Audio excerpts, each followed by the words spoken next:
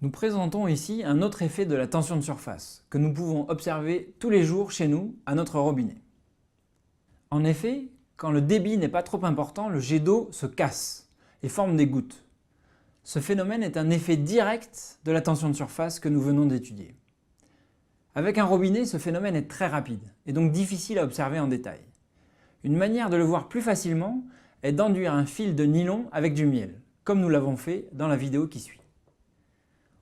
On peut voir qu'une fois le miel étalé sur le fil, le miel se fragmente en plusieurs petites gouttes, un peu comme le jet d'eau à notre robinet. Pour expliquer ce phénomène, partons de la forme d'un jet que nous modélisons par un cylindre de liquide de rayon RC et de longueur LC. L'énergie de surface d'un tel cylindre est alors la tension de surface, liquide-gaz, notée γLg, multipliée par la surface du cylindre, c'est-à-dire 2π RC fois LC, pour un cylindre. Nous avons vu qu'expérimentalement, le jet se casse en plusieurs gouttes. Nous allons donc calculer l'énergie d'un système de gouttes et comparer cette énergie à celle d'un cylindre. L'énergie de surface d'un système de gouttes s'exprime alors par la tension de surface, liquide-gaz, multipliée par la surface d'une goutte, c'est-à-dire 4π fois le rayon de la goutte au carré, multiplié bien sûr par le nombre de gouttes Ng. Le nombre de gouttes est donné par l'équation de conservation du volume.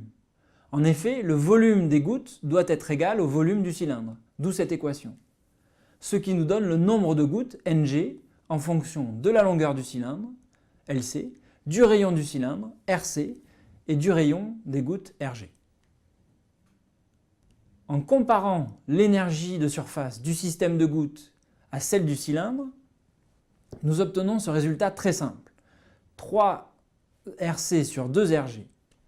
Cela signifie que si le rayon des gouttes formées est supérieur à 2/3 de Rc, où Rc est le rayon du cylindre, alors l'énergie de surface des gouttes est plus faible que l'énergie de surface d'un cylindre ou d'un jet.